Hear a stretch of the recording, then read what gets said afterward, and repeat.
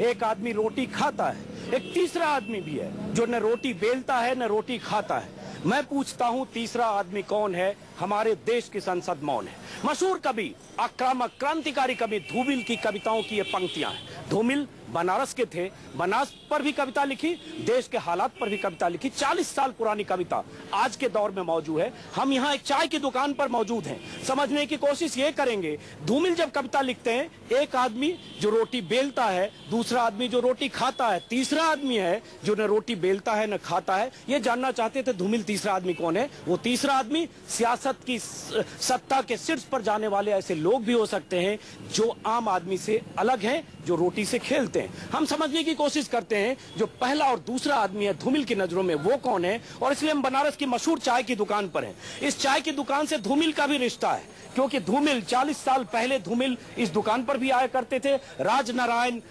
नामवर सिंह, केदारनाथ सिंह, तमाम मशहूर हस्तियां, साहित्यिक हस्तियां, ये सब यहाँ आया करती थी। बहुत मशहूर चाय की दुकान है, और ये चाय की दुकान में अंदर ऐसे बैठे हुए लोग हैं। ये बनारस का कल्चर है, बनारस की तहजीब है। चाय की दुकान पर लोग बैठे हैं, चाय पीते हैं, और चुस्कियों के बीच जब बहस करते हैं तो आप लगेगा ऐसी जगह है जैसे सर फिटअव्वल होने वाला। मैं कोशिश करूंगा कि यहाँ कोई ऐसे हालात ऐसे उत्पन्न ना हो। लेकिन सबसे पहले आपकी दुकान की, चाय की दुकान की खासियत क्या है? हाँ, जयप्रकाश कोई, छात्र नौजवान संघर्ष मोर्चा के अध्यक्ष, दुकान भी करते हैं। और समस्या कौन कौन लोग आते रहे पहले? यहाँ सारे लोग, पहले हर दल के लोग एकत्रित होकर सुबह से शाम तक बैठते थे, चाहे भाजपा के हो, कांग्रेस के हो। कौन कौन लोग, कुछ नाम बताइए। हाँ, काशीनाथ सिंह रहे, पहले नामवर सिंह हो गए, धूमिल थे, राजनारायण बैठे थे, कम्युनिस्ट पार्टी के गिरजेश राय थे, और वो थे रुस्तम सेटिंग। तो तमाम लोग इनकी दुकान पर आते रहे। इस दुकान की एक और खासियत है, मैं इन लोगों से बात करने से पहले जरा हमारे चाय की दुकान के जो मालिक हैं उन्होंने बताया, लेकिन जरा इनकी कुछ तस्वीरें देखिए। इस चाय की दुकान पर चाय के साथ ये पुतलों की तस्वीरें हैं। इनकी खासियत यह है कि ये पुतला जलाते हैं, और इसमें पुतला भ्रष्टाचार के खिलाफ, पुतला अलग अलग पार्टियों की अराजकता के खिलाफ, और जिसके भी पुतले जलाते हैं उसकी तस्वीर यहाँ लगाते हैं। तो आमतौर पर प्रदर्शनी आप तरह तरह की देखते हैं, एग्जीबिशन, लेकिन यहाँ पुतले का एग्जीबिशन है। वो पुतला जो जल चुका है, वो पुतला जो खाक हो चुका है। तो ये आप ये पुतला जलाकर तस्वीर क्यों अपने दुकान पर लगाइए? हम तस्वीर दुकान पे लगाए कि लोग आते जाते रहे, इनकी पहचान बनी रहे, लोगों के अंदर आवाज जाती रहे। अपनी किसी भी समस्या पे हम लड़ते रहते हैं। इतना पुतला क्यों जलाते हैं आप? हर वक्त समस्या जो है हर तरीके की रहती है। कभी नाली है समस्या, पानी, बिजली, किसी चीज पर हम किसी ने कहा किसी भी तरह के पुतला जलाने की जरूरत होती है तो आप पुतला जलाने के लिए तैयार हो जाते हैं। सरकार के निगाह में मेरी बात जाए, शहर की बात जाए, नेता है यहाँ के जो बोलबे नहीं करते हैं, तो नागरिक हम लोग हैं जो हर समस्या पर। तो ये खास बात है, ये पढ़े लिखे नहीं है, लेकिन कंसर्न है समाज से, सियासत से, आसपास जो हो रहा है उससे। और पुतला दहन में मास्टर हैं, लोग कहते हैं कि आप एकदम पुतला फूकने के लिए हर समय तैयार रहते हैं, केरोसिन तेल और माचिस के साथ। हर वक्त जो है किसी भी समस्या पर तत्काल पुतला बनाना, फूकना और चक्का जाम कर देना और समस्या का निकाल देना। तो पुतला जलाना, चक्का जाम कर देना इनकी खासियत है।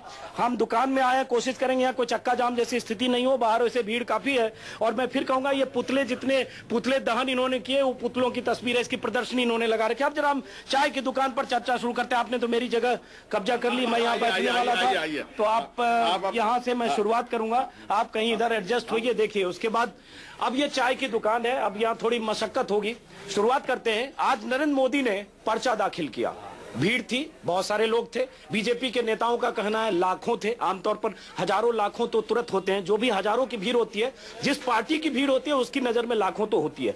अमित शाह कह गए कि ये सुनामी है, लेकिन भीड़ थी। सवाल उठता है, नरेंद्र मोदी का आज नामांकन, कल केजरीवाल का नामांकन, अब क्या होगा बनारस में? और तमाम तरह की बातों पर हम चर्चा करेंगे, इनकी राय समझने की कोशिश करेंगे। क्या लगा आज मोदी की भीड़ से? मान लें कि जो ये भीड़ थी, बस ये भीड़ आ गई, इतने लोग, हजारों लोग आ गए, बस मोदी जीत गए। देखिए, जो जनता ने आज, काशी की जनता ने मोदी का जो सम्मान किया है, उससे ये आज चुनाव का परिणाम आ चुका है। और नरेंद्र मोदी जो जनसैलाब बनारस की सड़कों पे उतरा, वो न कि वो पार्टी के थे, वो लेकिन ये बताइए, चुनाव का नतीजा, ये एक मोदी के जो प्रशंसक हैं, चाहने वाले, आप करें नतीजे आ चुके, कितने लोग थे वहाँ सड़क पर? भाई, जिस हिसाब से जो स्थिति थी लंका से लेके, कितने लोग? 2.5 से 3 लाख। 2.5 से 3 लाख। वहाँ मैं भी था, लेकिन इनका कैलकुलेशन 2.5 से 3 लाख है। मैंने जैसे कि कहा, जो पार्टी का समर्थक होता है अपने हजारों की भीड़ के लाखों तो तुरंत करता है। चलिए, तो 2.5 से 3 लाख हो गए, मोदी जीत गए। चलिए, इनकी राय है, जरा आपसे समझते हैं सर, क्या है जो जिस ढंग से यहाँ नॉमिनेशन के लिए भीड़ जुटी? मान लें कि मोदी ने बनारस का दिल जीत लिया, क्योंकि कह रहे हैं 2.5 से 3 लाख भीड़ थी और काशी की जनता ने जनादेश दे दिया मोदी के पक्ष में? देखिए, बनारस की जनता नेताओं के साथ प्यार करती है और जब प्यार करती है तो जुड़ती है। इसके 3 सिंबल आपको दिखेंगे। आज मोदी में जो सैलाब था वो चाहने वाले लोगों का सैलाब था, ये मानना पड़ेगा। ऐसे सैलाब नहीं जुड़ जाता है। ठीक वैसे ही जैसे कल केजरीवाल में एक बड़ी भीड़ आपके चैनल पर भी और दूसरे चैनलों पे दिख रही थी और अजय राय में भी कम भीड़ नहीं थी। ये 3 ऐसे नेता उभर रहे हैं जिन्होंने जन सैलाब को अपनी तरह से बनाया। क्या बनारस क्या करेगा? बनारस के दिल में क्या है? देखिए, बनारस के दिल में अभी त्रिकोणीय संघर्ष होने वाला है। त्रिकोणीय संघर्ष है इनके हिसाब से। क्या लगता है? आप थोड़ा हुलिया आपका राजनारायण से मिलता जुलता है। राजनारायण भी 80 में कमलापति त्रिपाठी के खिलाफ चुनाव लड़े थे, हालांकि हार गए थे। बड़ा दिलचस्प चुनाव था। सुनते उसकी कहानी सुनाता हूँ। कमलापति त्रिपाठी प्रचार के लिए निकलते थे। राजनारायण फक्कर टाइप के आदमी थे। सामने आमने कई बार हो जाते थे। उनकी जेब से 2-4 हजार निकाल लेते थे कि मेरे पास पेट्रोल भराने के पैसे नहीं है। ये राजनारायण थे, इसी शहर से लड़े। तो हुलिया आपका मिलता है, इसलिए मैंने कहा चलिए अब आप बताइए बनारस के दिल में आपके हिसाब से क्या है? हुलिया इसलिए मिलता है कि मैं लोकतंत्र सेनानी हूँ और जब इमरजेंसी लगी देश में 1975 में 18 महीने जेल में भुगता हूँ मैंने जी। और राजनारायण और पंडित कमलापति त्रिपाठी की जो बात है, बनारस बहुत ही समरसता की जगह है। एक आदमी दूसरे आदमी को बहुत यहाँ प्यार करता है, एक दूसरे आदमी से लड़ाई भी करता है। लड़ाई करने के बाद अपने मुद्दों पर भी बहुत बोलता है। होगा क्या बनारस में? बनारस में जहां जा रहा हूं बहुत सारे मोदी के जो समर्थक हैं वो बहुत ही एक तरह से कहें कि बहुत उग्र हैं, बहुत कई बार आप जो ये करें कि मोदी के समर्थक बहुत उग्र हैं। मोदी के समर्थक आक्रामक है, मतलब नहीं आक्रामक उग्र भी नहीं। देखिए, आक्रामक का 1 मिनट, आक्रामक का मतलब बातचीत से नहीं होता है। मतलब वो मान रहे हैं कि हम किला फतह कर लिए, बस सिर्फ 16 तारीख को नतीजा। एक शेर मैं आपको सुनाता हूँ। साकी के मोहब्बत में दिल साफ हुआ इतना, जब सर को झुकाता हूँ शीशा नजर आता है। Self confidence is the centre of character. आज हमारे भाजपा के, भारतीय जनता पार्टी के जो भी कार्यकर्ता शहर के हैं या शहर के बाहर से आए हैं, यहाँ तक यहाँ यह कहा जा रहा है कि लोग दूसरे राज्यों से भी बुलाए गए हैं। हमारे कार्यकर्ताओं में इतना उत्साह है, भाजपा के लोगों में। नहीं, अब मैं इसको लेक्चर की तरह नहीं, मैं कोई आम आदमी की तरह बात करना चाहूंगा। आप तो एकदम बीजेपी के नेता की तरह बोल रहे हैं, हम आम जनता की तरह हम चाहते हैं बात करना कि क्या लगता है बनारस के दिल में क्या है? क्या बनारस के दिल में है मोदी को प्रधानमंत्री। चलिए, इन्होंने अपनी बात कह दी, लेकिन मैं तो जनता समझ रहा था पूरे पक्के नेता लग रहे हैं। चलिए, कोई बात नहीं, जरा बाकी लोगों की भी राय लेते हैं। हमारे पास जी, हमारे साथ यहाँ एक कवि महोदय भी है। ये भी बनारस की खासियत है, जिस दुकान पर जाए वहाँ कवि, साहित्यकार, लेखक आपको जरूर मिलेगा। तो यहाँ हमारे बीच कुछ कवि और साहित्यकार भी, आप लोगों के पास भी आता हूँ, बुरा मन मानिए, थोड़ा वक्त लगेगा। और ये जो पसीना चल रहा है इसको बीच बीच में हम लोग साफ करते चलते। जी, मैं बोला जी, मैं हाथ से कवि चकाचौंध ज्ञानपुरी हूँ। चकाचौंध ज्ञानपुरी। अच्छा, मैं केजरीवाल पर 2 पंक्ति दूंगा और 2 पंक्ति मोदी पे दूंगा। केजरीवाल बोले जब तक रहेगी हमारे गले में खांसी, केजरीवाल बोले जब तक हमारे गले में रहेगी खांसी तब तक हम नहीं छोड़ेंगे ये काशी। अच्छा, तो इसका मतलब क्या हुआ? वो काशी की जब तक खांसी रहेगी काशी नहीं छोड़ेंगे। तो और इसके बाद 4 पंक्ति में कहना चाहता हूँ, मोदी खांसी का मौसम तो खत्म हो गया, केजरीवाल को नहीं, उनको परमानेंट नहीं, खांसी धरना देके बैठ गई है। चलिए, तो आज यहाँ केजरीवाल जब नरेंद्र मोदी जब नामांकन दाखिल करने के लिए जा रहे थे, उसी समय घाट पर केजरीवाल अपने साथियों के साथ साधना में लिप्त होकर बैठ गए। एक तरह से मौन विरोध प्रदर्शन का उनका तरीका था। क्या उससे केजरीवाल, जिस ढंग से साधना की केजरीवाल ने, लगता है उस साधक को कुछ मिलेगा? बनारस उस साधना का कुछ बदले में कुछ देगा? देखिए, मैं आपसे ये 2 बातें बता दूं कि नरेंद्र मोदी बनारस चुनाव लड़ने जिस उद्देश्य से आए, काशी को अपना एक कोड़ार मानते हैं ये लोग, भारतीय जनता पार्टी एक गढ़ मानते हैं, इसलिए बनारस को चुना और बनारस की आसपास की पूर्वांचल की बहुत सारी सीटों को जिताने के उद्देश्य से वो बनारस लड़ने आए हैं और ये जिताकर अपनी संख्या को पूरी करना है। ठीक वहीं विपरीत में केजरीवाल एक संदेश देने आए हैं कि भाई नरेंद्र मोदी एक प्रतीक है, इस पूरे भारतीय राजनीति में एक नीति के प्रतीक है, मैं के प्रतीक जिसका वो जबरदस्त विरोध करते हैं। वहीं कांग्रेस इसी तरह अपनी लड़ाई लड़ने के लिए उम्मीदवार उतारी है, समाजवादी पार्टी, लेकिन ये उद्देश्य नरेंद्र मोदी का यहाँ पूरा होता नजर नहीं आ रहा है। आपको मैं 1-2 और बातें बता दूं। जिस घबराहट में और जिस तरह से बौखलाहट में जिस तरह के लोगों को वो दल बदल करवा रहे हैं, युद्ध स्तर पर अपने दल के लोग उपेक्षित पड़े हुए हैं। चलिए, दल बदल की भी बात चाय की दुकान पर हो रही है, लेकिन मैं आप सबसे कहूंगा थोड़ा संक्षिप्त बोलेंगे तो ज्यादा से ज्यादा लोगों को मौका मिलेगा। जी, आप तो हुलिया से ही नेता लग रहे हैं पक्के तौर पर, सफेद लिबास में, तो आप नेता ही होंगे। तो ये कह रहे हैं कि नरेंद्र मोदी का जो अरमान है वो पूरा नहीं होगा, जिस ढंग से नरेंद्र मोदी यहाँ आ रहे हैं कि यहाँ लड़ने से पूरे पूर्वांचल में लहर चलेगी और उसका फायदा होगा। नहीं, इनका कहना इनसे मैं सहमत नहीं हूँ। नरेंद्र मोदी जी जिस उद्देश्य से आए हैं वो उद्देश्य पूरा हो रहा है, और यहाँ का संदेश, काशी का संदेश इस भारत नहीं पूरे दुनिया में जाने वाला है यहाँ से नरेंद्र मोदी के माध्यम से। काशी का संदेश पूरे दुनिया में जाने वाला है, लेकिन सवाल उठता काशी को क्या चाहिए नरेंद्र मोदी से? नरेंद्र मोदी को काशी से अपनी सीट चाहिए, नरेंद्र मोदी को काशी से जीतकर सांसद बनकर दिल्ली जाना है, लेकिन काशी को भी बदले में कुछ चाहिए या नहीं चाहिए? आपको लगता है काशी को क्या चाहिए? देखिए, काशी को और जो चाहिए वो मिलेगा कि नहीं, इसकी संभावना तो बड़ी दूर की लग रही है, क्योंकि हम लोगों ने देखा है पिछले 20 वर्षों से 25 वर्षों से तमाम नेता आए, बड़े बड़े वादे किए। मुरली मनोहर जोशी भी मोदी जी से कोई कम बड़े नेता नहीं थे जो है जी, वादे किए, लेकिन वादे पूरे भी नहीं हुए और उसे निभाने की कोई कोशिश भी दूर दूर तक नहीं दिखी। दूर तक नहीं। ये तो एक लोगों की शिकायत है यहाँ पे कि जो शिकायत है ये बहुत बड़ी शिकायत है। इसलिए कांग्रेस ने यहाँ पर लोकल प्रत्याशी उतारा है। जो बनारस एक गलियों का शहर है, एक एक गली, एक एक शहर, ठठेरी बाजार, कचौड़ी गली, ये सब मोदी हेलीकॉप्टर से आके क्या जानेंगे? इसके पहले मोदी से पहले जोशी जी यहाँ चुनाव लड़े। जोशी इनसे बहुत बड़े नेता थे, लेकिन वो यहाँ से भाग गए इसलिए क्योंकि वो जानते रहे कि मेरी जमानत जब्त हो जाएगी। आप बात कर रहे हैं, लेकिन लोग कह रहे हैं कि कांग्रेस बनारस को लोकल प्रत्याशी चाहिए जो अपने लोगों को सह सके, बनारस की गलियों के बारे में जाने, बनारस शहर क्या है। अच्छा, एक मिनट और बनारस हर बार चला गया है। बनारस अवगुणों का शहर है, यहाँ हर अतिथि का स्वागत किया, स्वागत करते करते अब थक चुका है। हर बार बाहरी प्रत्याशियों का हम लोग स्वागत करके जिताए हैं, और इस बार छला गया है, छलनी हो गया है सीना। अब बनारस की जनता इस बार ठगाने के मूड में नहीं है। जी बिल्कुल। एक मिनट, बनारस छला गया है। बनारस में लोकल उम्मीदवार भी रहे, कमलापति त्रिपाठी जैसे भी यहाँ से सांसद रहे, तमाम लोग रहे, लेकिन त्रिपाठी ने जो आविष्कार किया। नहीं, चलिए एक मिनट जी। सिद्धांत और वसूल जो राजनीति, भारतीय राजनीति में था, वो कमलापति और राजनारायण तक रहा। आज जो आप सिद्धांत देख रहे हैं, जो हुजूम देख रहे हैं, ये न कमलापति का संस्कार है और न राजनारायण जी का संस्कार है, ये तो सिर्फ गुंडागर्दी का संस्कार। चलिए, ये आपकी राय है। जरा आप जरा अब मैं दूसरे लोगों से भी बात करूं। बनारस के अंदर लड़ाई सिर्फ अब दो है, एक गांधीवादी नीति और दूसरा जो है गोडसे नीति पर। अब ये देखना है कि बनारस की जनता गांधीवादी नीति को जिताती है या गोडसे नीति को जिताती है।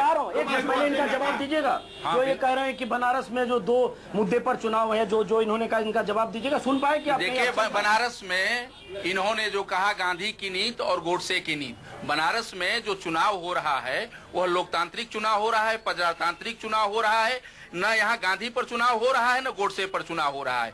हर 5 वर्ष पर चुनाव होता है, ये चुनाव हो रहा है। ये चुनाव हो रहा है।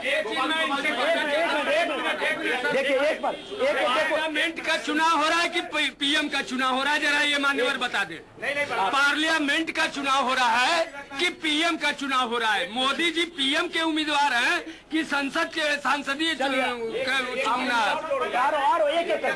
संसद सदस्य चुने जाएंगे कि पीएम चुने जाएंगे? मोदी जी सांसद बन के जाएंगे तभी पीएम बनेंगे। और काशी की जनता ने ये मिला कि देश का नेतृत्व अगर सौंपना जाएगा तो वो काशी की जनता के द्वारा ही देश का नेतृत्व बनाया जाएगा। बात करने वाले लोग, गांधी की बात करने वाले लोग, जरा अपने प्रत्याशी के आकलन करें कि वो प्रत्याशी कौन है। वो प्रत्याशी कौन है आज वर्तमान दौर में, उसकी बनारस में छवि क्या है? किनके बारे में नाम ले? जो कांग्रेस का प्रत्याशी अजय राय की प्रत्याशी की छवि क्या है? गांधी की बात करने वाला, क्या उनको और अजय राय पर सवाल उठाते हैं, अजय राय की छवि पर सवाल उठे, कोई जवाब है? 30 सेकंड। ये अजय राय, ये जब भाजपा में थे उस समय इन्होंने कोई भी 24-47 राइफल का मुद्दा नहीं उठाया। उस समय भाजपा की गवर्नमेंट थी, भाजपा का वो था। ये अनर्गल रूप से किसी के ऊपर कीचड़ उछालना ये भाजपा का काम है और जीवन भर यही करते हैं। अपनी बात करिए। एक मिनट, बीच में हल्ला मत करिए। एक मिनट आऊंगा। एक मिनट,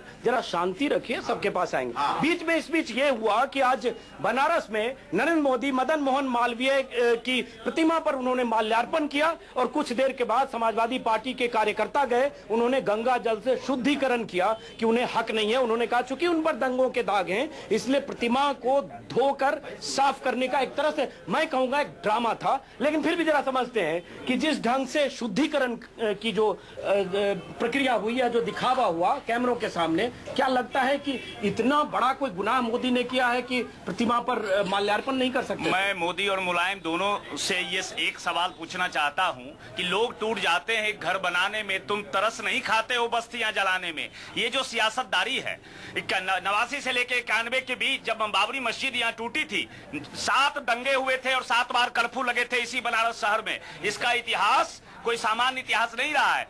लेकिन इस तरह का काम मुझे लगता है कि नहीं होना चाहिए और सिंबॉलिक तौर से कम मालवीय जी के साथ तो नहीं, सिंबॉलिक तौर पर। लेकिन उस सिंबॉलिक तौर पर सिर्फ राजनीतिक फायदा उठाने के लिए आप कुछ कहना चाह रहे हैं? मैं आपके पास आऊंगा। एक दो और कवि और शायर यहाँ कोई थे जी, आप कुछ कहना चाह रहे हैं? बद्री जी हैं, आपका परिचय जरा बता दें। जी, मेरा नाम बद्री विशाल है, मैं बनारस का 7 पुश्त से रहने वाला हूँ। 7 पुश्त से यहाँ रहते हैं बद्री विशाल जी हैं, तब तो आपकी गहरी जड़ें होगी बनारस में। जी, मैं 80 करोड़ वोटर इस देश में है, मैं भी एक वोटर हूँ जी, और कभी किसी पार्टी का नहीं होता। अपनी बात कहिए। मैं अपनी बात कहने जा रहा हूँ, संदेश दे रहा हूँ कि किसी को भी जुटाई जाए, घुरो उठ जाए, कतवारू जाए, लेकिन खंडित जनादेश मत दीजिए, क्योंकि हम भोगेंगे 5 साल तक।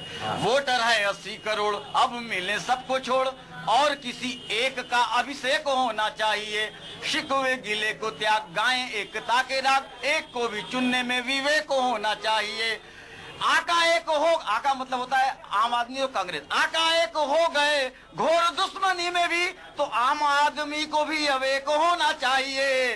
एक को 4 से निकालने का विचार, 300 सीट पर नेक होना चाहिए। अब देखिए इनकी मंशा तो समझ में आ रही है, समझ में आ रही है। और आपको बता दें, एक मिनट आपको बता दें कि नरेंद्र मोदी अपने रैलियों में कहते हैं सबका मालिक एक, और इसको जो दर्शक क्यों समझते हैं समाजवादी पार्टी, बसपा, कांग्रेस, इन्होंने कहा आका, आम आदमी और कांग्रेस, इन दोनों की तरफ आपका हमला था। इशारा यही है, और जो ये बनारस की जनता आपकी तरफ भी है, हमारी तरफ है, और ये इशारा ये कि जो बनारस के जो चंद लोग हैं और बनारस के जो भाजपा के लोग हैं, ये शुरू से ये झूठ बोलने के लेकिन पूरे देश में कांग्रेस को लेकर जो आक्रोश है उसका या तो अंदाजा नहीं है या चाय की दुकान पर ज्यादा रहते हैं जनता। ये जो अन्ना का मूवमेंट एंटी कांग्रेस हुआ, अन्ना के मूवमेंट का, उसके बाद एंटी कांग्रेस जो हुआ, उसके बाद 100 दिन में महंगाई खत्म करेंगे, घोषणा पत्र की बात करना है। कांग्रेस से ज्यादा ये तो जो है सभा को बात है यार, अभी तक तो बारी बारी बोली जा रही थी, आप बोलने पर भी मेरे को बताइए। मैं ये कह रहा हूँ कि बनारस के अंदर ये जो चुनाव हो रहा है, तो हमको ये जानने का पूरा हक है कि बनारस के अंदर अगर मोदी अगर पीएम नहीं बनते हैं तो क्या बनारस की जनता का लोकसभा में ये नेतृत्व करेगी बनारस की जनता का, या 6 महीने बाद फिर बनारस की जनता का? गांधीनगर से छोड़ के चले जाए। शांति इतना जो बोले वही बोले, जो बोले वो बोले। लेकिन ये सवाल तो बना हो गया सर, ये बीच में ना बोले लोग। एक मिनट शांति। लेकिन ये सवाल दिलचस्प है कि भाजपा के जो लोग समर्थक हैं वो ये सवाल कम पूछते हैं। ये सवाल जो भाजपा विरोधी है, मोदी विरोधी, वो सवाल ये जरूर बार बार पूछते हैं, क्योंकि इसमें कहीं पर निगाहें कहीं पर निशाना है, भाजपा पर एक निशाना है। क्या मोदी दोनों जगह से जीतते हैं, बड़ोदरा और बनारस, किस सीट को छोड़ेंगे ये भी है। लेकिन इन सब के बीच कहीं बनारस के विकास का मुद्दा हर बार गुम होता है, इस बार भी मुझे लगता है गुम है। बनारस के विकास का मुद्दा इस बीच में गुम है।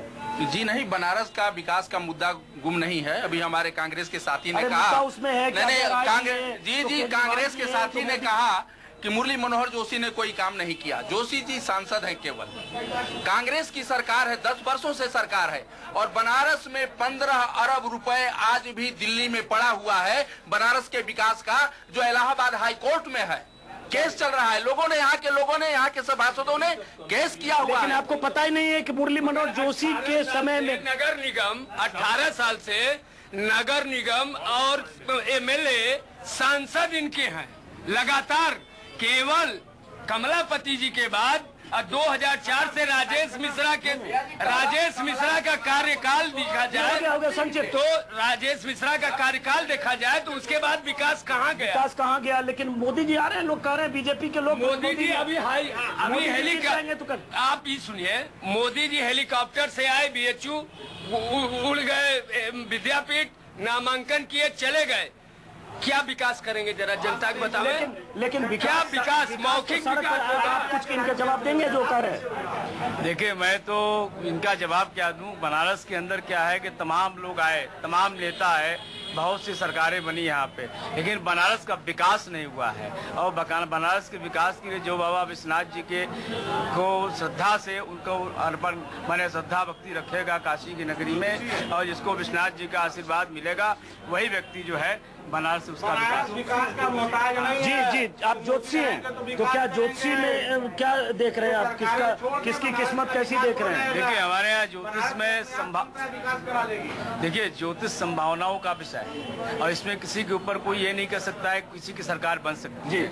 संभावनाएं है, अब क्या आगे होने वाला है। जी, आप कुछ गुस्से में कुछ कर रहे हैं? मैं गुस्से में नहीं, मैं कर रहा हूँ बनारस का विकास। ये लोग क्या करेंगे? ये राजनीतिक लोग बनारस का विकास तो नहीं कर सकते। बनारस का विकास किया है हिंदुओं ने, यहाँ के राजाओं ने, और यहाँ के बड़े बड़े उद्योगपतियों ने। लेकिन जब आप हिंदुओं बोलते हैं तो लगता नहीं, एक मिनट, जब इस तरह की बात बोलते हैं तो लगता नहीं 2.5-3 लाख जो मुस्लिम आबादी है अलग अलग बात करते हैं। हाँ ठीक है, लेकिन बात करिए। आजादी के बाद से लोकतंत्र है इस देश में, 65 साल सांसद रहे। तो क्या मैंने आपसे गलत कहा है? मैं कह रहा हूँ कि अगर विकास नहीं हुआ उसके लिए जो भी राजनैतिक बनारस का विकास नहीं करेंगे, विनाश के अलावा इनके पास और कुछ नहीं है। आपको चाल, चरित्र, चेहरा, प्रत्याशी बदल देते हैं, स्थान बदल देते हैं। हम माइक नहीं बदल पाएंगे। लीजिए ना, क्यों आप क्या चाहते हैं? अगर बात कोई बहस उठाते हैं तो आप बहस पूरा बोलिए ना, बोलिए। बनारस के विकास नहीं, मैं दुर्भाषा ऋषि का बनारस से कोई रिश्ता है? बहुत अच्छा, वाह, होना भी चाहिए। बनारस विकास का मोहताज नहीं है। बनारस हमारे कहने का मतलब विकास का मोहताज नहीं है। चलिए वापस यहाँ बैठता हूँ मैं। अब जैसा कि हमने कहा, ये चाय की दुकान है, और बनारस में एक अलग किस्म का तजुर्बा मुझे भी हुआ, दर्शक जो देख रहे हैं वो भी उन्हें भी हुआ होगा। और कुछ देर के बाद जैसे ही मैं यहाँ से जाऊंगा, अभी कैमरे पर थोड़ा कंट्रोल सिचुएशन है, कई बार जब भी चाय की दुकान पर मैं आता हूँ, एक पक्ष इधर एक पक्ष इधर, बाकी सब कुछ हो जाता है गालियों को छोड़कर, और कई बार मुझे लगता है गालियां भी हो जाती है। हो जाता है, कभी हो जाता है, मारपीट भी हो जाता है। नहीं, मारपीट तो नहीं होता है, गालियां हो जाती है। दोपहर में मैं धक्का मुक्की नहीं, धक्का मुक्की नहीं था, वो धक्का मुक्की नहीं। एक करके आपके पास आऊंगा तब। अरे सर, आपके पास आऊंगा तब। कोई वो दोपहर में कोई धक्का मुक्की नहीं था, या यहाँ लोग बैठते हैं आपस में बातचीत करते हैं, कोई ऐसी बात आ जाती है जिसमें एक दूसरे से थोड़ा सा कहा सुनी हो जाता है, बाकी कोई इस तरह की बात नहीं। हमारे पास कोई और आपने AK-47 की बात की, तो मैं कहना कोई बात नहीं की, आप ही ने बात नहीं, लोगों ने कहा। मैं कहना चाहता हूँ कि हमारे राजनीतिकों ने स्वतंत्रता की स्वर्ण जयंती इस तरह मनाई है कि सन 47 से चलकर AK-47 तक आई है। चलिए, ये इनकी कविताओं में AK-47 है, AK-47 और AK-49 दोनों की चर्चा है। AK-47 अजय राय के लिए लोगों ने कहा, और AK-49 नरेंद्र मोदी ने अरविंद केजरीवाल के लिए कहा। इस चाय की दुकान पर इस चर्चा को खत्म करने से पहले, और कोई कवि शायर तो नहीं है? कवि शायर कोई और है यहाँ? चलिए, इस बातचीत को हम यही खत्म करते हैं। इससे आपने समझा होगा कि चाय की दुकान पर किस तरह की चर्चा होती है। और खास बात ये, 3 दिन से मैं बता रहा हूँ, चाय की दुकान पर मैं इसलिए आ रहा हूँ क्योंकि दिल्ली के स्टूडियो में नेताओं से तो हम रोज बात करते हैं, बहस करते हैं, झगड़े होते हैं, लेकिन यहाँ वो लोग हैं जो जनता है, और इसमें कुछ नेतानुमा जनता भी है, इसलिए उनकी भी राय अपने जानी। अब ब्रेक के बाद देखिए, कुछ नेताओं से भी हम बात करेंगे। बनारस की सड़क से, बनारस में मैं मौजूद हूं, बनारस में उसी जगह पर जहां मदन मोहन मालवीय की ये प्रतिमा है, हालांकि अंधेरे में है इसलिए मैं मूर्ति आपको ठीक से नहीं दिखा सकता। इसी प्रतिमा पर माल्यार्पण किया नरेंद्र मोदी ने जब बनारस आए, और नरेंद्र मोदी जब बनारस से वापस लौटे, समाजवादी पार्टी के कुछ कार्यकर्ता यहाँ आए, उन्होंने इस प्रतिमा को साफ किया, धुलाई की, और कहा यह शुद्धिकरण है। समाजवादी पार्टी के नेताओं की तरफ से कहा गया, कार्यकर्ताओं की तरफ से कहा गया कि मोदी के दामन पर दाग हैं दंगों के। इसलिए मोदी ने अगर माल्यार्पण किया इस प्रतिमा पर, मदन मोहन मालवीय की प्रतिमा पर, तो प्रतिमा अशुद्ध हुई, इसलिए शुद्धिकरण हुआ। एक नए किस्म की राजनीति है और इस राजनीति का क्या मतलब है, इसके प्रतीक का क्या मतलब है, और क्या अगर समाजवादी पार्टी के कार्यकर्ताओं ने मोदी के माल्यार्पण के बाद इस प्रतिमा के शुद्धिकरण के लिए जो भी किया, तमाशा कहें, नाटक कहें, पब्लिसिटी स्टंट कहें, क्या मुलायम सिंह यादव, अखिलेश यादव या उनकी पार्टी की इजाजत थी या लोकल स्थानीय कार्यकर्ताओं ने अपनी तरफ से किया? हम इस पर बात करेंगे मेहमानों से। और साथ में ये भी कि आज मोदी का नामांकन था, पूरे देश में चैनलों के जरिए आपने देखा, लेकिन कांग्रेस ने चुनाव आयोग में जाकर शिकायत की, कांग्रेस में जाकर, कि मोदी ने नामांकन दाखिल किया, टेलीवाइज किया गया, अलग अलग जगहों पर जहां चुनाव हो रहे थे वहां दिखाया गया, और ये एक तरह से चुनाव आचार संहिता का उल्लंघन था, ये इल्जाम लगाया कांग्रेस ने। इसी पर सवाल जवाब करने के लिए हमारे साथ हैं रामेश्वर चौरसिया, कुछ मिनट में होंगे भीम अफजल, कांग्रेस नेता, और लखनऊ से होंगे रविदास मल्होत्रा। सबसे पहले रामेश्वर चौरसिया जी, एक तो जहां नरेंद्र मोदी ने माल्यार्पण किया, उस मूर्ति को शुद्धिकरण के लिए, उस मूर्ति को एक तरह से धुलाई की और शुद्धिकरण कर दिया मदन मोहन मालवीय की मूर्ति को, क्या कहेंगे आप रामेश्वर चौरसिया?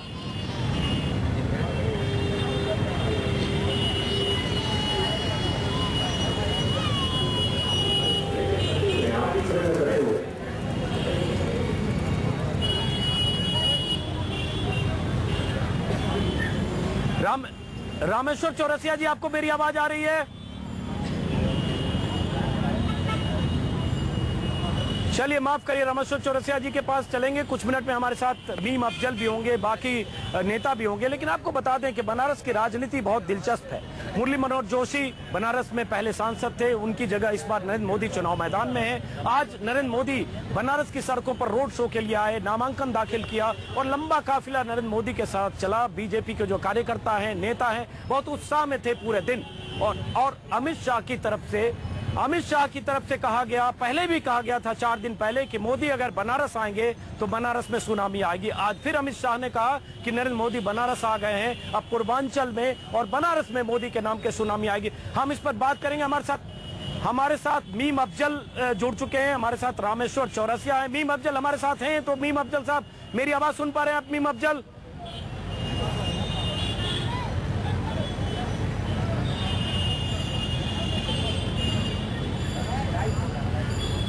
रामेश्वर चौरसिया जी, जिस ढंग से यहां माल्यार्पण किया मोदी ने, और माल्यार्पण के तुरंत बाद समाजवादी पार्टी के कार्यकर्ताओं ने मूर्ति के शुद्धिकरण की कोशिश की, और उसके बाद कांग्रेस के नेताओं ने आरोप लगाया कि नामांकन दाखिले को जिस ढंग से चैनल पर दिखाया गया, और आपने उन इलाकों में एलसीडी लगाकर मतदाताओं को एक तरह से प्रभावित करने की कोशिश की जहां चुनाव हो रहे थे, और कांग्रेस का इल्जाम है कि आपने एक तरह से कहें तो चुनाव आचार संहिता का उल्लंघन किया। रामेश्वर चौरसिया, आपका जवाब? तो कांग्रेस को तो इसके लिए अंजुम जी, और दोषारोपण कर आप पर है कि आप क्यों दिखाते हो, तो ये आप क्या दिखाओगे हम तो तय करेंगे नहीं। दूसरी बात, इलेक्शन कमीशन ने आज लास्ट डेट था 24 को, तब इलेक्शन कमीशन को आगे से कांग्रेस की सलाह मानकर ध्यान रखना चाहिए कि जिस दिन अगर फेजेज में चुनाव हो रहे हैं तो उस दिन नॉमिनेशन का टाइम नहीं हो। आज तो हम इन लोगों ने नॉमिनेशन नहीं किया, हमको लगता है सैकड़ों लोग देश में नॉमिनेशन किए होंगे। मोदी जी के साथ ही हमको लगता है वहाँ 4-5 लोगों का और भी नॉमिनेशन था। तो कांग्रेस पार्टी लगता है कि अपना होशो हवास खो रही है। ये कभी जनता पर ही इल्जाम लगा देती है कि जनता क्यों आ गई, कभी इल्जाम लगा देती है कि जनता पैसे लेके आ गई, कभी इल्जाम इलेक्शन कमीशन पर लगा देती है कि उसी दिन मोदी का नॉमिनेशन कांग्रेस तय करेगी, मोदी जी नॉमिनेशन कब करेंगे, और इलेक्शन कमीशन का डेट हमने तय किया है। कांग्रेस को ये समझना चाहिए कि 7 साल तक देश में राज किया, कम से कम लोकतांत्रिक व्यवस्था और मर्यादाओं को कायम रहने दे, बौखलाहट में इस तरह की बात नहीं करे। पूरा देश कांग्रेस को आज देख रहा है, पूरी दुनिया देख रही है। 7 साल से राज किए, इन पर आरोप लगाने का कोई अभी अधिकार नहीं है। हाँ, लोकतांत्रिक व्यवस्था में जन सैलाब को जनता के मत का वैल्यू होता है, जनता की कदर करना चाहिए। अगर पूरी बनारस बंद करके जनता आती है मोदी जी को देखने और सुनने, तो लोकतंत्र की खूबसूरती है। आपके भी नॉमिनेशन हुआ, हमने कभी कमेंट्स नहीं किया। जवाब अंजुम जी सुन लीजिए 1 मिनट। अभी मैं वहां से लखनऊ आ गया, आ रहा था रोड पर, तो कांग्रेस के 4-5 कार्यकर्ता खड़े थे। मैंने क्या कर रहा था, राहुल गांधी का रोड शो है, आपके पास फुटेज होगा तो दिखा दीजिए। उस रोड शो में राहुल जी के 10 गाड़ियों के अलावा कोई पब्लिक भी बगल में विश भी कर रही है क्या? और मैं मोदी जी का भी एक तरफ दिखा दीजिए। तो कांग्रेस को हो क्या गया है कि सत्ता जाते देख ऐसे बौखलाए हुए हैं कि जवाब लेते हैं, हमला कर रामेश्वर चौरसिया जवाब लेते हमला कर रहे, जनता इनको जवाब देगी। और रामेश्वर चौरसिया जरा जवाब लेते के कारण बीजेपी जवाब लेते हैं। रामेश्वर चौरसिया जरा जवाब लेते। मीम अफजल साहब, आपने सुना रामेश्वर चौरसिया जो कह रहे हैं। रामेश्वर चौरसिया कह रहे कांग्रेस को आखिर हो क्या गया है। अगर नरेंद्र मोदी नामांकन के आखिरी दिन नामांकन उन्होंने दाखिल किया, इलेक्शन कमीशन ने चुनाव आयोग की तरफ से ये तारीख तय थी, ऐसा क्या गलत हुआ कि आपके पास मुद्दों की कमी हो गई कि या नरेंद्र मोदी का मुकाबला करने के लिए, नरेंद्र मोदी पर हमला करने के लिए हथियारों की कमी है कि आप इसे मुद्दा बनाने लगे। मीम अफजल, बीजेपी यही कह रही है कि आज देश के अंदर 117 पार्लियामेंट्री सीट्स के ऊपर चुनाव था और 117 सीट्स के अंदर बहुत सारी जगहों पर भारतीय जनता पार्टी के लोगों ने बड़े बड़े होर्डिंग्स लगा रखे थे, वो स्क्रीन लगा रखे थे और वहां इसका प्रचार हो रहा था कि इतनी बड़ी रैली हो रही है। तो ये वोटों को प्रभावित नहीं करता क्या? मेरे पास आगे काट देना। दूसरी बात ये अजीत अंजुम साहब, आप तो खुद वहां बनारस में हैं, आप ही लोगों ने रिपोर्ट किया है कि 80% तो नहीं मैं कह सकता, लेकिन बड़ी तादाद में आपने कहा कि लोग पूरे देश से नामांकन पत्र दाखिल करने के लिए आए थे। तो ये बेसिकली एक मैनेजमेंट था इनका, एक इवेंट था, अच्छा इवेंट इन्होंने ऑर्गेनाइज किया। लेकिन मीम अफजल और देश के पूरे मीडिया ने 7-8 घंटे इनको बड़ा अच्छा मौका दिया। जी मीम अफजल, जी मीम अफजल साहब एक मिनट सुन लीजिए। इलेक्शन कमीशन की तरफ से तारीख तय थी, इसमें कोई नई बात नहीं है। हम सब एक मिनट सुन लीजिए और जवाब लेंगे रामेश्वर चौरसिया से। और हम लोग पिछले एक हफ्ते से जान रहे थे, जब अमित शाह ने प्रेस कॉन्फ्रेंस किया था कि 24 तारीख को होना। आज जब नामांकन दाखिल हो गया, भीड़ देखकर डर गए क्या आप? बनारस की सड़कों पर भीड़ देखकर डर गए कि आप कहने लगे कि मोदी ने आचार संहिता का उल्लंघन किया? यही करना था तो आप कल परसों से पहले ही कहते कि नहीं करना चाहिए। देखिए, और तारीख बदलने की बात करते हैं। हमें इनके रोड शो पर एतराज नहीं है। हमारा एतराज इस बात पर है कि उसको उन इलाकों में दिखाया गया जहां पर इलेक्शन चुनाव हो रहा है और उनको प्रभावित करने का काम किया, तो ये इलेक्शन के कोड ऑफ कंडक्ट के खिलाफ है।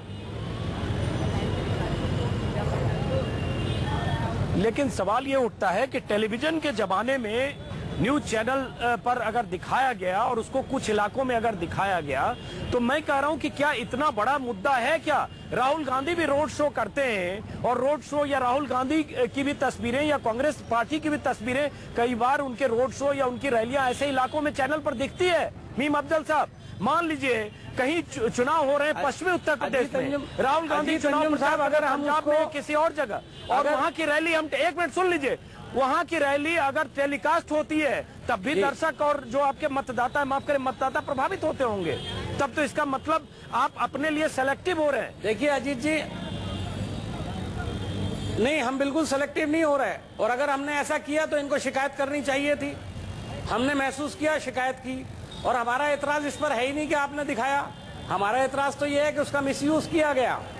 उन इलाकों में जहां चुनाव हो रहा था वहां पर स्क्रीन लगाए गए और दिखाया गया। अगर आप टेलीविजन पर दिखा रहे हैं, आपने सवाल उठाया कि इससे कोई फर्क नहीं पड़ता है, अब तो टीवी सब जगह देखा जाता है, तो फिर मेरे ख्याल में ये 36 घंटे और 48 घंटे की जो कैद लगा रखी है इलेक्शन कमीशन ने, उसको भी खत्म कर देना चाहिए। कोई जरूरत ही नहीं है उसकी, जब टीवी दिखाया जा ही रहा है तो आखिरी दिन तक प्रचार होते रहना चाहिए। क्या परेशानी की बात है? तो फिर इस पर बात हो जाए। लेकिन जो रूल्स एंड रेगुलेशंस के तहत हमारा सवाल है वो ज्यादा इंपॉर्टेंट है, उसको समझने की जरूरत है। हम किसी भीड़ से घबरा नहीं रहे हैं, हमारा कहना ये, और भीड़ से घबराने की जरूरत ही नहीं है। ये तो सारा मैनेज शो था। जवाब लेते, स्टेज मैनेज शो तो आपका भी होता है सर। स्टेज मैनेज शो हर पार्टी करती है। स्टेज मैनेज शो, अगर उनकी रैली है, उनका प्रोसेसन है या उनका नामांकन के लिए काफिला है, कांग्रेस में भी ऐसा ही होगा। अब यह अलग बात है कि उन्होंने इस्तेमाल किया या नहीं किया, आचार संहिता का कहां उल्लंघन है, जरा उन्हीं से पूछते हैं। रामेश्वर चौरसिया, आप जवाब देंगे जो मीम अफजल कह रहे हैं?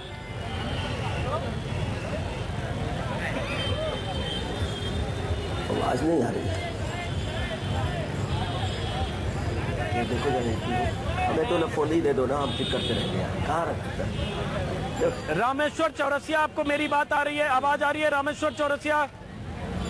अब कर, हाँ अब आ रही है, अब आ रही है, हाँ अब आ रही है।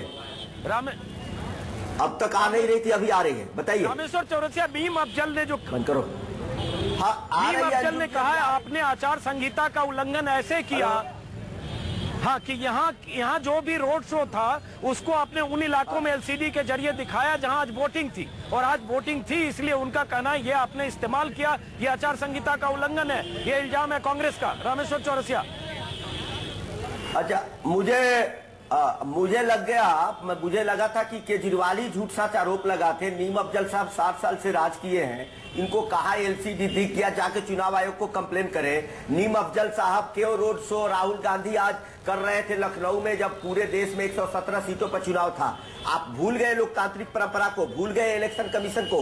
आप इतनी बौखलाहट में ऐसी बातें करने रहे, लोकतंत्र को नीचा दिखाने का काम करने लगे, जनता को नीचा दिखाने का। पूरा देश और दुनिया आपको दिख रही है, 7 साल से राज किए हैं, इतने बड़े लोकतंत्र के महापर्व का जो अपमान कर रहे हैं। इवेंट शो था, आपको कौन मैनेज करने से रोका था? राहुल गांधी का इवेंट शो, आज रोड शो राहुल गांधी में था, 10 गाड़ियों के अलावा एक पब्लिक हाथ उठा करके विश करने को तैयार नहीं है। आपको अपने अंदर झांक के देखना चाहिए। आप दूसरे की आलोचना करने के पहले जनता की आलोचना आप कर रहे हैं। अगर जन सलाम उभरता है तो लोकतंत्र की खूबसूरती है। लोकतंत्र में यही लोगों का अधिकार है कि हम प्रचार करें। रामेश्वर चौरसिया, कोई भी सुन लीजिए, सुनिए रामेश्वर चौरसिया, रामेश्वर चौरसिया, इनका एक मिनट सुन लीजिए, सवाल वो नहीं है, यहाँ ठीक है आपने किया। उनका कहना यह है कि आपने एलसीडी लगाकर, उनका कांग्रेस का कहना है कि एलसीडी लगाकर जिन इलाकों में आज चुनाव था वहां आपने मोदी की इस भीड़ को दिखाकर एक तरह से मतदाताओं को प्रभावित करने की कोशिश की, ये आरोप है उनका, भीम अफजल का। अंजुम जी आप भी लगता है सुनते नहीं। मैंने पहले ही बताया कि इनको कोई भी इस तरह की बात कहीं एलसीडी मिला तो जाके इलेक्शन कमीशन को मेरा चैलेंज है करें। अरे आप लाइव दिखा रहे हो तो ये आपको रोके ना, हम तो आपके टीवी को नहीं प्रभावित कर सकते। इनका लाइव दिखा रहे थे राहुल गांधी का नामांकन, तो हमने तो नहीं प्रभावित किया, हमने तो कोई कमेंट्स नहीं किया। हर को अधिकार है।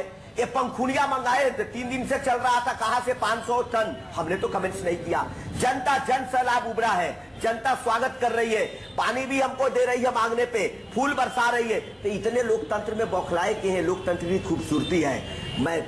अफजल साहब, लखनऊ काशी से बहुत बड़ा शहर है, इस शहर में क्या लोग नहीं थे राहुल गांधी जिसको प्रधानमंत्री बनाना चाहते हैं विश करने के लिए? आपने तो 40 साल तक राज किया है, क्या कर रहे थे? मैनेजमेंट बता रहे लोकतंत्र को, आपको किसने रोका था? आपने किसको रोका था? आपको किसने रोका? कम से कम इस तरह की भाषा मत बोलिए। रामेश्वर चौरसिया, लोग बोलते हैं नए नए राजनीति में आए तो समझ में आता है। पैसे ने जी जवाब दीजिए। भीम अफजल साहब कुछ बात कर रहे हैं, लेकिन रामेश्वर चौरसिया एक चाहूंगा, एक अजीत अंजुम साहब, क्या आपको ये सारे मीडिया ने आज रिपोर्ट किया है, अजीत अंजुम साहब सारे देश से, सारे देश से अजीत अंजुम साहब को पैसे दिए थे दिखाने के लिए? किस चैनल को आपने पैसे दिए थे? मेरी बात सुन लीजिए पहले। कंप्लेन किया कि आपने पैसे लेके दिखाए हैं। अरे आज की रैली में कंप्लेन किया, आपके 1 लाख लोग बताते हैं टी शर्ट पहने हुए थे, 100 रुपए की टी शर्ट है, बताइए पैसा कहां से आया? तो 70 लाख का खर्चा कर सकते हैं। आज कैंडिडेट आया था, टोपी पहने थे, आपको पता है आपके रैली में कैंडिडेट आया था, कैंडिडेट आया था अफजल साहब। आज भारतीय जनता पार्टी कहीं नहीं थी, आपकी भारतीय जनता पार्टी तो कहीं बैकग्राउंड में थी, आपका एक बड़ा नेता वहां मौजूद नहीं था, सिर्फ एक आदमी था और वो पार्लियामेंट का चुनाव लड़ने के लिए वहां पर उसने अपना पर्चा दाखिल किया। 70 लाख से ज्यादा वो खर्च नहीं कर सकते थे। अजीत अंजुम साहब, आप वहां बैठे हुए हैं, ईमानदारी से बताइए कितना पैसा खर्च हुआ होगा इस रैली के ऊपर? परेशानी क्या है? 2 लाख लोग बाहर से आए थे या 1.5 लाख लोग बाहर से आए थे? आपको परेशानी क्या है? ये रिपोर्ट किया है मीडिया ने, मैं नहीं बोल रहा हूँ। अफजल साहब, आप इलेक्शन कमीशन का काम आप ही करो। तो इलेक्शन कमीशन का काम तो हम कर ही रहे हैं, तभी तो हमने इलेक्शन कमीशन को दरखास्त दी है। आप परेशान क्यों हो रहे हैं इतना? चैलेंज करता हूँ, अगर आपने गलती नहीं की है तो आप परेशान ना होइए। मैं तो कह रहा हूँ ना, नहीं हुई है, आप परेशान क्यों हो रहे हैं? हम नहीं परेशान हो रहे, हमको परेशान होने दीजिए। हम कहाँ परेशान हो रहे? हमें परेशान होने दीजिए। रामेश्वर चौरसिया एक मिनट, मीम अफजल एक मिनट, रामेश्वर चौरसिया एक मिनट, रामेश्वर चौरसिया एक मिनट रुकिए। आप जरा मीम अफजल से सवाल पूछो। मीम अफजल, उसके बाद परेशान प्रॉब्लम भीड़ से है क्या? एक मिनट, तो जवाब लेंगे आप। एक मिनट, मीम अफजल साहब, आपको प्रॉब्लम किस चीज से? आपको टी शर्ट से प्रॉब्लम है, भीड़ से प्रॉब्लम है, भीड़ की साइज से प्रॉब्लम है? अब समझ में नहीं आ रहा, या टेलीकास्ट हुआ इससे प्रॉब्लम है? क्योंकि कहीं पर निगाहें, कहीं पर निशाना, आपकी प्रॉब्लम अब कुछ और लग रही है। ऐसा तो नहीं कि मतलब दम फूल गया भीड़ देखकर। क्या प्रॉब्लम क्या है? आप भीड़ की बात कर रहे हैं, खर्चे की बात कर रहे हैं, पहले आप कर रहे हैं LCD लगाया, अब आप दूसरी बात कर रहे हैं। तो आप पहले लिस्ट बना लीजिए कि आपको समस्या या तकलीफ क्या है, या जाहिर है कि बहस हो रही है तो सब बातें से आपको एतराज है। जी अजीत अंजुम साहब, हमारी दिक्कत कुछ नहीं है, हम तो सिर्फ ये चाहते हैं कि कोड ऑफ कंडक्ट जो है उसका पालन किया जाना चाहिए। अगर वो तोड़ा है तो उसकी तरफ हम तवज्जो दिलाएंगे, और उसके अंदर जितनी भी चीजें आएंगी सबका जिक्र होगा अगर बहस होगी। आप भी वहां मौजूद हैं। मैं आपसे एक जर्नलिस्ट होने की हैसियत से पूछता हूं कि आप बताइए कि इस रैली पर कितना पैसा खर्च किया गया। अगर आप एक ईमानदार जर्नलिस्ट हैं तो जरा सा आकलन करके बताइए ना देश को। अच्छा एक मिनट रुकिए, अब चूंकि आपने सवाल पूछा चौरसिया जी, आप चुप रहिएगा। अफजल साहब, ऐसा है कि भीड़ में मैं छत पर था, मैं भी तस्वीर देख रहा था, लेकिन बताइए, एक मिनट अफजल साहब, कोई ऐसा पैमाना हो सकता है? आप मुझे इतना बड़ा टास्क दे रहे हैं कि मैं भीड़ देखकर खर्चा बताने लगूं, तब तो मैं यहीं दिल्ली में या जगह जगह जाऊं और चुनाव आयोग का मैं ही काम कर दूं। आप इतना बड़ा सवाल मुझसे पूछ रहे हैं। आपको पता है कि राहुल गांधी की एक रैली पर कितना खर्चा होता है? आपको पता है? आप भीड़ देखकर पता लगा सकते हैं, आप भी जाते होंगे रैलियों में।